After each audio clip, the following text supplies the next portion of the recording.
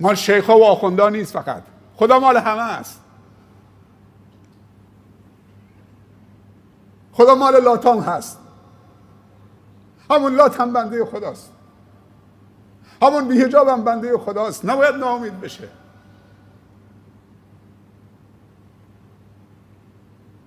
وقتش رسیده که آشتی بکنیم با الله. برادران و خواهران افغانی عزیزم که در کشور دوست داشتنی افغانستان صدای برادرشون رو میشنوم، برادر و خواهرای عزیزم که و دوست داشتنی هم که در کشور تاجیکستان، این کشور عزیز و دوست داشتنیمون که واقعا دوستشون داریم، میزبانان خیلی خوبی بودن، ما 10 روز مهمانشون بودیم با ستار، واقعا حال و هوایی داشتن. برادران ازبکستانیمون، برادرانمون تو روسیه و هر کجای دنیا که هستن، امروز فضای مجازی واقعا نعمت بزرگیه. من راحت میتونم با برادرها و خواهرانم به زبانهای مختلف در هر کجای دنیا صحبت بکنم. دوستتون داریم، احبکم فی الله. میخوام که بدرخشید، میخوام که هم خداتون رو پیدا بکنید هم خودتون رو پیدا بکنید. فرصت خیلی کمه، عمر ما کوتاهه، با غفلت کوتاهترش نکنیم. عمرمون خیلی کوتاهه، با غفلت کوتاهترش نکنیم. چند چیز شد برای موفقیت؟ 1 نیت، 2 هدف، 3 تلاش درست با برنامه، با حضور کارشناس و مشاور، 4 توکل. خدای این تلاش ما بود، خودت این تلاش ما را با برکت و پربار بساز. این معنی توکله. میتوانم خدایا یاریم کن. این میتوانم ما باید بگیم.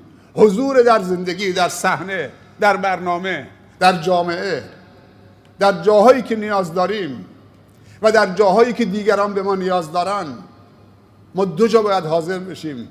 جایی که نیاز خودمون رو برطرف بکنیم، اون جایی که خودمون نیاز داریم، هم نشین تو به باید تا تو را عقل و دین بیفزاید.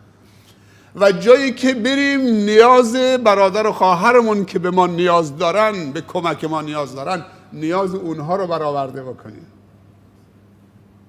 هم خودت قوی میشی هم دیگران رو تقویت میکنی. چند تا شد؟ 5 تا؟ 6م دعا.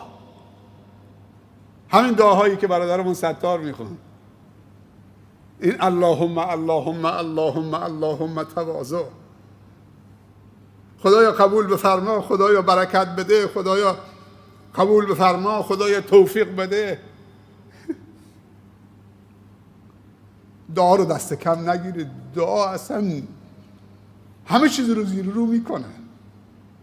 دعا تحول آفرینه.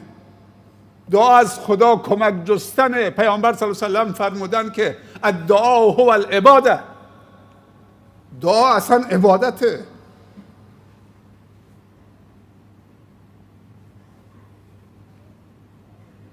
دعا رو فراموش نکنید.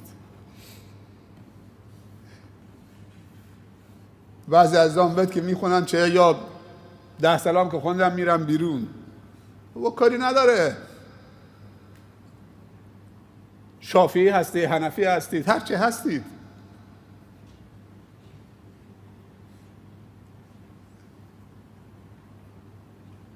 نماز ود چند روش وارد شده.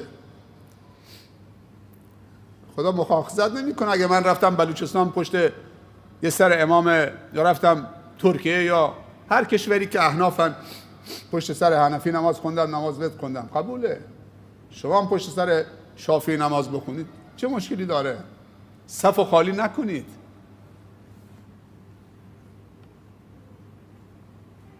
امیدوارم که هر 6 تا چیزی که گفتم انشالله با جدیت تو زندگیت بیارید،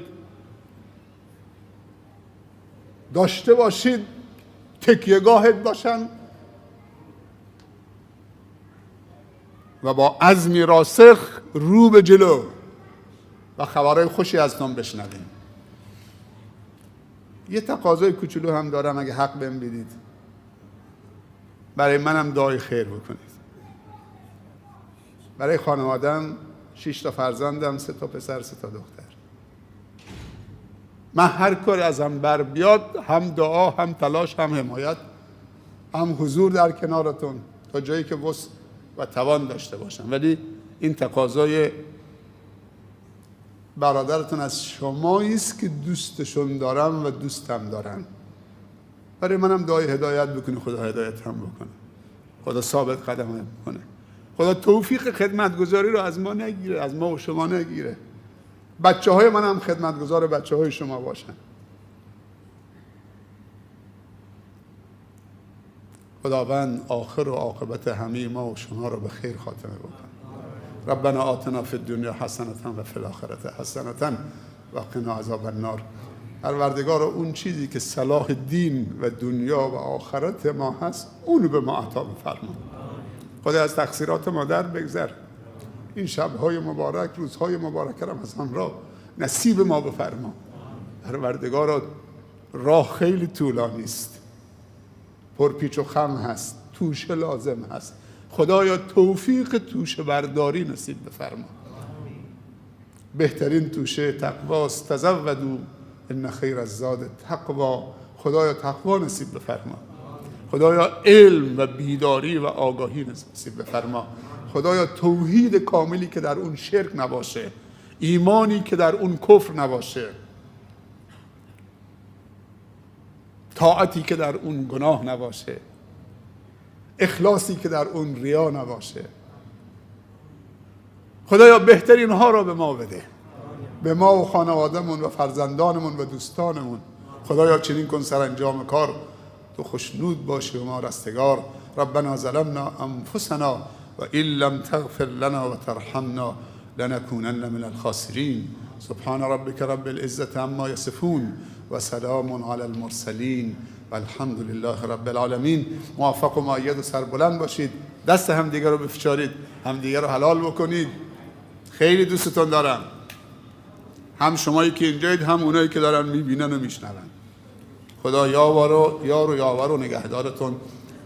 خدا حافظ شما و السلام علیکم و رحمت الله تعالی و برکاته.